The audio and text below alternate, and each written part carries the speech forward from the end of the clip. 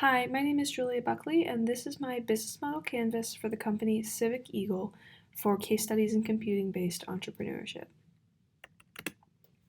So just to start with a quick overview of this company, they're a rapidly growing political tech startup that started as an informative app back in 2018, but in 2018 they shifted their focus. It actually started in 2015.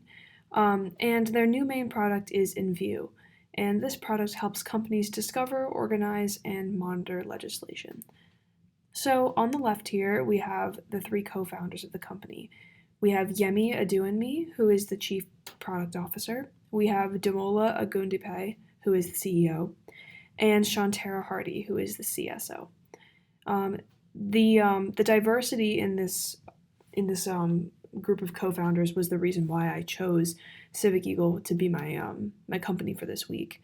I was really interested to see their backgrounds. Two of them, Yemi and Damola, are children of immigrants, and I think that that is a really cool passion that they have to be able to try to help political organizations that are trying to help life for immigrants. So back in January, Civic Eagle they announced that they had raised $1.3 million in their seed round of funding. And this is really promising, and it's really cool to see the growth that they're already experiencing. Also, in the current times right now, given COVID-19, the upcoming election, civil rights action, one of the most fast-moving times that we've seen in a very long time in America, they're hoping to take advantage of this and help companies and people who are trying to take action keep tabs on the fast-moving legislation. So starting with the business model canvas for Civic Eagle, with the customer segments, they're based on a business-to-business model.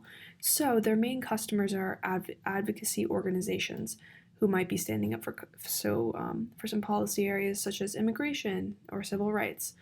They also might be working specifically with the government affairs teams of certain enterprises. One of their customers is Comcast. And finally, they do offer just general political information and legislation information for people who just want to keep tabs on it. They offer an email list on their website where you can just get emailed updates based on what bills or legislation that you're specifically interested in, which is cool because that was one of the main purposes of their original app. So in terms of their customer relationships, at the moment I would say that they have a fairly close relationship with their current customers because their customer base is still a little bit on the smaller side as they are still a startup. They're still trying to seek feedback from early customers. However, in the future, there will be customer service and it's very user-based, but it's going to be largely automated. In terms of their channels, their website has a lot of blog posts, which are really cool for their customers to learn more about the company. They attended multiple tech startup events like Techstars, and that helped give them more exposure and maybe earn some early stage funding. They also are trying to help with their company referrals, and they also have a LinkedIn, a Twitter, and an Instagram.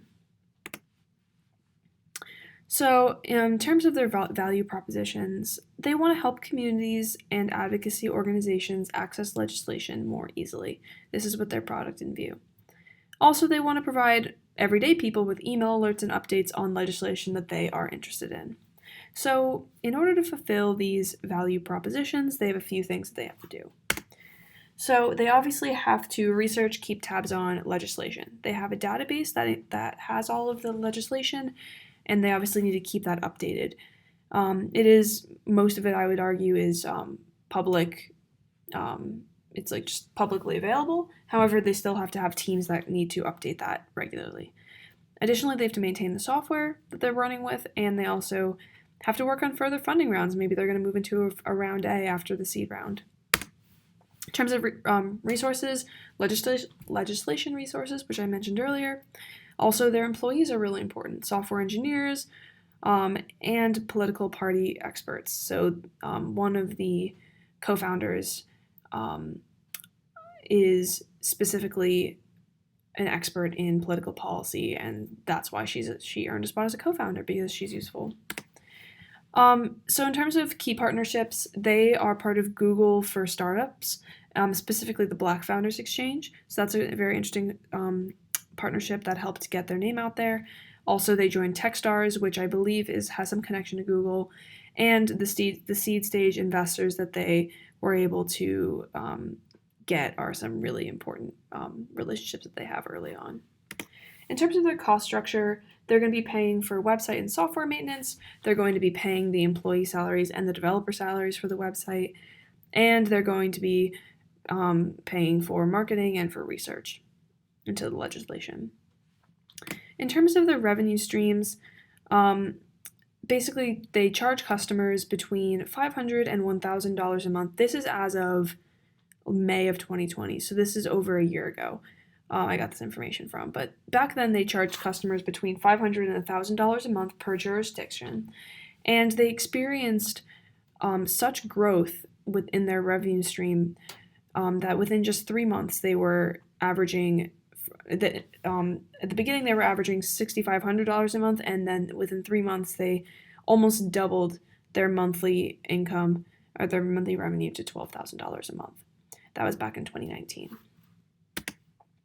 So now moving on to the value proposition design. So starting on the right with the customer segment. So the jobs that the customer wants to accomplish. So if you're an advocacy organization, you need to keep track of the bills and the policies that are focused on issues that your group fights for.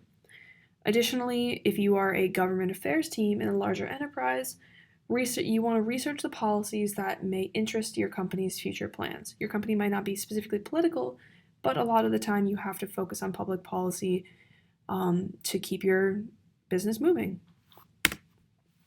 Secondly, some pains with this process. A lot of the time it's focused on spreadsheets and driven by spreadsheets.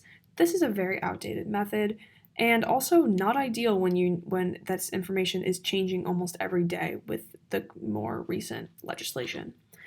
Additionally, it's really difficult to streamline communication to keep everyone up to date on certain policies, especially within a governmental affairs team. So some gains that you can get from accomplishing these jobs is you can ultimately focus more on fighting for a change in your community and to public policy rather than finding and organizing legislation. That's very important and very important to these people.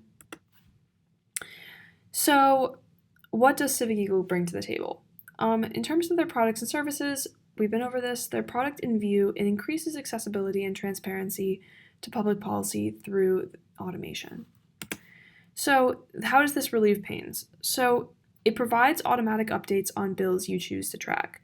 Additionally, InView has a platform that helps you discuss bills with your colleagues and to share information about policy. Finally, some gain creators. So these automatic updates allow you to easily and quickly discover new bills through their software database, which they keep updated. Also, they offer better communication with colleagues, and this will help you collaborate more fluidly to work towards a change. Essentially, Civic Eagle as a whole is an amazing organization that I'm really excited to have discovered. They advocate for change, and they are helping these organizations that are in many ways advocating for change in all areas, immigration, civil rights. They're helping these people more efficiently work towards change, and I really admire that, and I hope you enjoyed this presentation.